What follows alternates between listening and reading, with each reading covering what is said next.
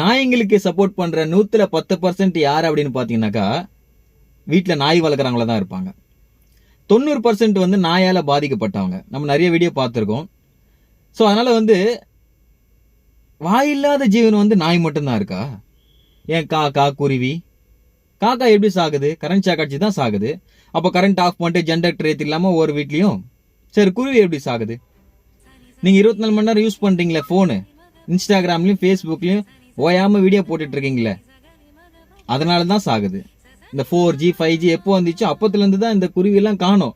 அதுக்கு பற்றி ஏன் பேசல? ஏன்னா 24 மணி நேரம் ஃபோன் நோண்ட முடியாது, இன்ஸ்டாகிராம்லையும் ஃபேஸ்புக்லையும் வீடியோ போட முடியாது. அது உங்கள் சுயநலம். இவங்களுக்கு என்ன அப்படின்னு பாத்தீங்கன்னாக்கா, தெருவில் இருக்கிற நாய்க்கு போட்ட ஆர்டர் வீட்டில் இருக்கிற நாய்ங்களுக்கு போட்டுருவாங்களே அப்படின்ற ஒரு இதுதான். அவ்வளோ அக்கறை இருந்தா தெருவில் இருக்கிற நாய்ங்க எல்லாத்தையும் எடுத்து போய் ஃபிளாட்ல விட்டுக்காங்க. சென்னை ஆலந்தூரில் பள்ளி மாணவனை தெருநாய்கள் துரத்தும் சிசிடிவி காட்சி வெளியாகி பரபரப்பை ஏற்படுத்தியுள்ளது.